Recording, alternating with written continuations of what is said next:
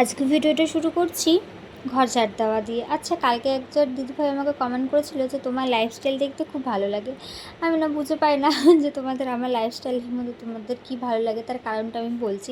কারণ আমার এই যে চার দেওয়ালে যে বন্ধ হয়ে রয়েছে, অবশ্যই এখন না, এটা মানে আগে হতো না, এখনই হচ্ছে চার দেওয়ালের মধ্যে বন্দি। কারণ এদিক ওদিক তো কোথাও যেতে পারছি না।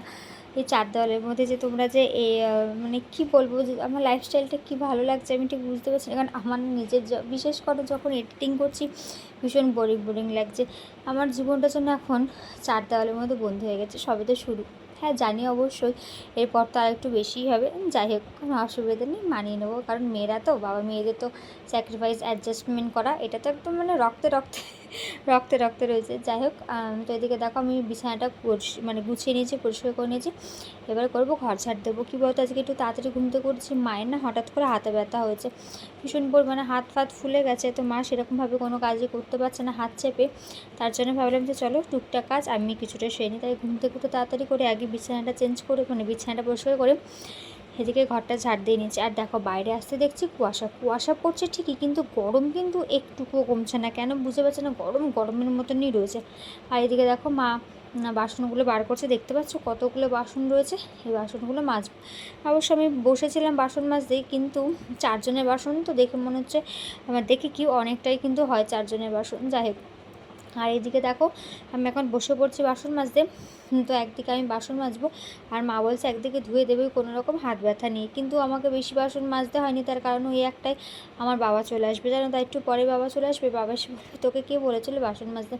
কিন্তু কী বলতো, এরকমভাবে কাজ ফেলে রাখতেও না ভালো লাগে না। আর বাবা কখন আসবে সেই আশাতে বসে থাকবো, সেটাও না আমার ঠিক পোষায় না। ওই যে মাকে বললাম যে না কিছু করতে হবে না, আমি করে দিচ্ছি, কিন্তু কে শুনে কার কথা। তার জন্য মা বললো যে তার আগে না ডিমের খোসাটা জ্বালিয়ে নিই। মানে এত পরিমাণে মশা হয়েছে বলার বাইরে। চলো তাহলে ঝটপট করে বাসনটা মেজে নিই, তারপর দেখা হচ্ছে কেমন। Hello everyone, good morning. এখন বইতে সময় হচ্ছে 8:10। তো দেখো আমি বাসি নাইটিটা চেঞ্জ করে একদম চলে এসেছি। আর আমাকে বাসনগুলো মাজতে হয়নি, কারণ বাসন মাজতেই বাবা চলে এসেছিলো। তো আমি কিছু বাসনগুলো মেজেছি, আমি মেজেছি, মা ধুয়েছে, এরকম করে হয়েছে। তো আমাকে সবটা বাসন মাজতে হয়নি। তো বাবা চলে এসেছিলো বললাম যে তোমাদের। তো বাবা এখন বাসনগুলো মাজছে, তারপরে মাছ টাছ কাটাকুটি আছে, অনেক কিছু করবে। আমি ভেবেছিলাম একেবারে বাসনটা মেজে স্নানটা করে পুজোটা দিয়ে নেবো, কিন্তু আর হলো কোথায়। তাই ভাবলাম যে থাক, তাহলে একেবারে বেড়াতে স্নান করবো, স্নান করে পুজোটা দিয়ে নেবো। আর যেহেতু সোমবার, তাই ভাবছিলাম যে একেবারে বাবার মাথায় জল ঢেলে তারপরে আমি মানে একেবারে স্নানটা করে নেবো, কিন্তু আর হলো কই। আর এই দিকে দেখতে পাচ্ছ, দাঁড়াও, ওয়েদারটা দেখো একদম বাজে ওয়েদার হয়ে রয়েছে। মানে না, মানে কেমন মেঘলা মেঘলা ওয়েদার হয়ে রয়েছে, কিন্তু গরম কিন্তু ভীষণ পরিমাণে লাগছে। মানে একটা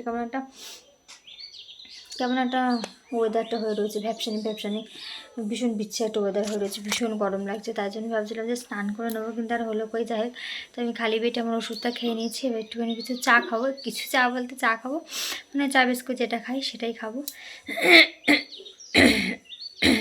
তো চলো ভিডিওটি স্কিপ না করে দেখতে থাকো, আশা করি ভালো লাগবে। যদি ভালো লেগে থাকে চ্যানেলটা অবশ্যই সাবস্ক্রাইব করে দিয়েছো।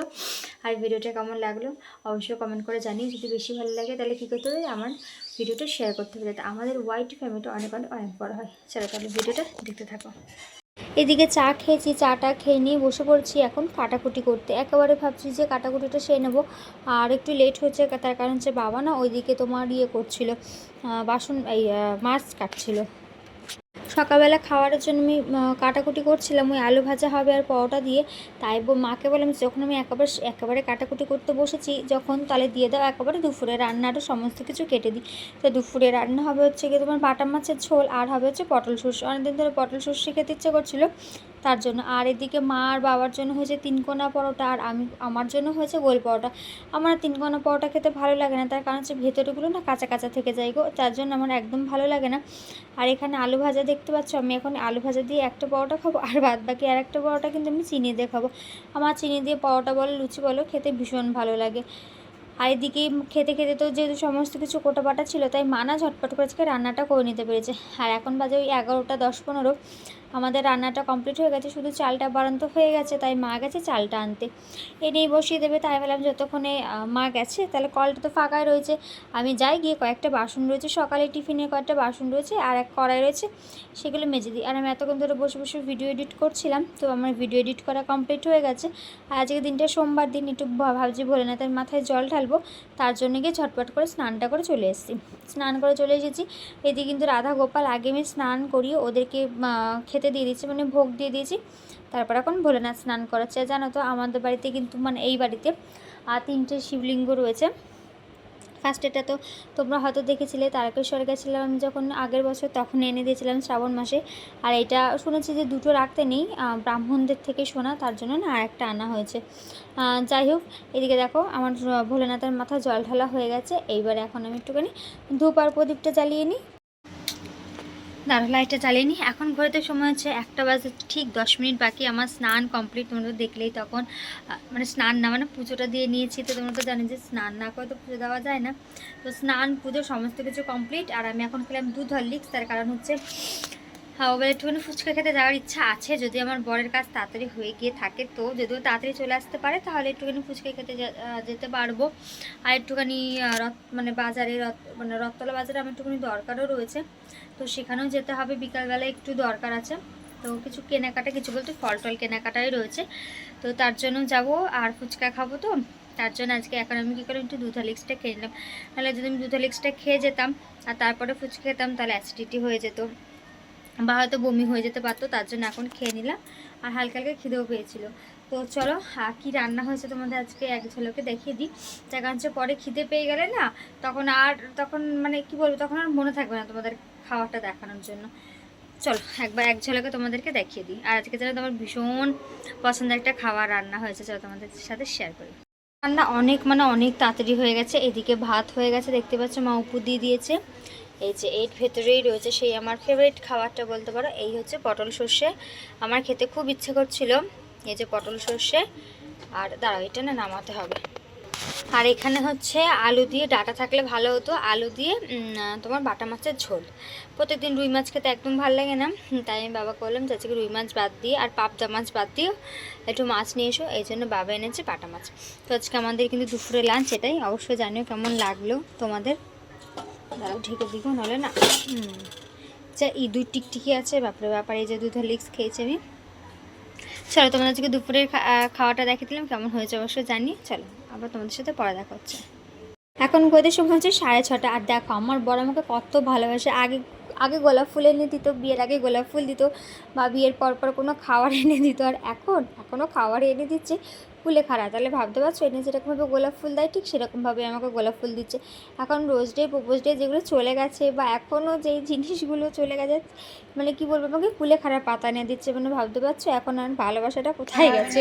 নেই ওখানে, ওর ভেতরে নেই। তো এখন ঘড়িতে সময় হচ্ছে 7:01। আর আমি রেডি হয়ে নিয়েছি, দেখো রেডি হয়ে নিয়েছি। এখন যাচ্ছে একটু ফুচকা খেতে। তো আরও কিছু একটু দরকার আছে, ওর ব্যাংকের বই ঠিকঠাক আছে কিনা সেটাই দেখতে যাব। তো চলো যাই, আর কিছু কেনাকাটি করার আছে সেগুলো কিনে নিয়ে আসি। চলো তোমার সাথে আর পড়া দেখা যাচ্ছে। নয় কুলেখাড়ার পাতা দেয়, না হলে ফলের দোকানে এনে এই যে বেদানা, তোমার হচ্ছে খেজুর, এইগুলো ধরিয়ে দেয়। কি করব বলো, আমার একদম ভালো লাগে না গো। আগে ক্যাডবেরি খেতাম, তারপর হচ্ছে আইসক্রিম খেতাম, কিন্তু এখন এইগুলো খেতে হচ্ছে। যাই হোক, কিছু করার নেই। এখন ঘড়িতে সময় হচ্ছে ঠিক 8:01। তো বাড়িতে চলে এসেছি, বুঝতে পারছি জামা কাপড়টা চেঞ্জ করে নিয়েছি। এনেছি অনেক কিছু, এই দেখো এই যে দুটো ক্রিম পাউরুটি নিয়ে এসেছি, আর কলা নিয়ে এসেছি, তারপর হচ্ছে গিয়ে গুড় বলতে যাচ্ছিলাম, খেজুর এনেছি, আর এনেছি হচ্ছে তোমার বেদানা নিয়ে এসেছি। আর একটা জিনিস নিয়ে এসেছি, সেটা হচ্ছে এই দেখো পেস্ট্রি নিয়ে এসেছি। কারণ হচ্ছে বুধবার দিনকে, মানে পরশু দিনকে আমার রিপোর্ট করতে যাওয়ার কথা আছে, মানে আমার আলট্রাসোনোগ্রাফি করতে যাওয়ার কথা রয়েছে বুধবার দিনকে।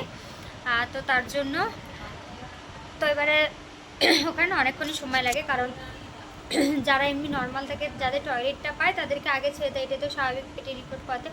আর আমরা প্রেগনেন্সি যেহেতু, আমাদের তো টয়লেটের সেরকম বিষয় থাকে না, তো তার জন্য অনেকটা লেট করে হয়।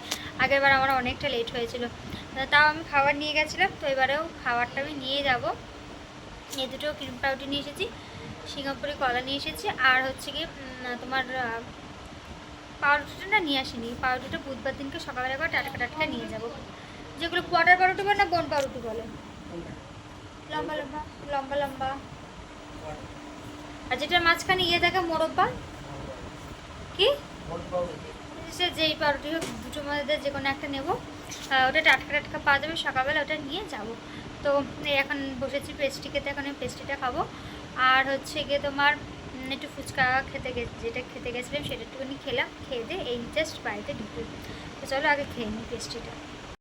চলো এবার দেখিয়ে দিই কী কী এনেছি। তোমাদের ফলের দোকানে গেছিলাম, কী কী নিয়েছি দেখানো হয়নি। ওই একটা নিয়েছি খেজুর আর কলা, আর হচ্ছে তোমার কি বলে বেদানা নিয়েছি। বেশি ফল নিইনি, তার কারণ হচ্ছে আমার না ফল খেতে বিশেষ করে একদমই ভালো লাগে না, মানে খুব কম খাই, আমার ভালোই লাগে না বললে চলে, তার জন্য না খুব কম কম ফল এনেছি। নাহলে না আগের দিনকে আমার বর মঙ্গলবার দিনকে 3টে, বেশি না 3টে শরবতি লেবু এনে দিয়েছিলো। সে লেবুটা যেন আমার এখনও রয়েছে, এখনও খেয়ে উঠতে পারিনি, আমার একদমই ভালো লাগে না।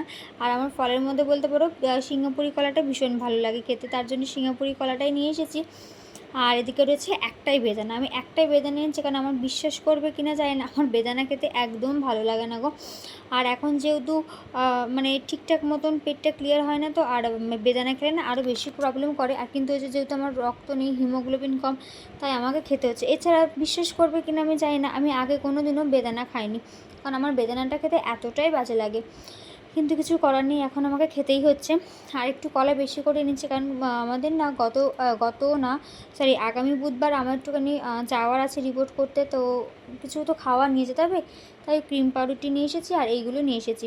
তো যাই হোক, এরপরে না আমি আর ভিডিও শ্যুট করিনি, কারণ হচ্ছে গিয়ে এতটা পরিমাণে আমি হেঁটেছি, বাজার গেছি, বাজার থেকে বাড়ি এসেছি, আমার মাজা কোমর পা যন্ত্রণায় যেন তো ফেটে যাচ্ছে। আর তার সাথে সাথে নতুন করে আমার জয়েন্ট হয়েছে পাজরা যন্ত্রণা, কোনো দিক ঘুরে শুতে পারছি না, তাই আর ভিডিওটা এইটুকুনি রাখলাম। কেমন লাগলো কমেন্ট করে কিন্তু জানানো।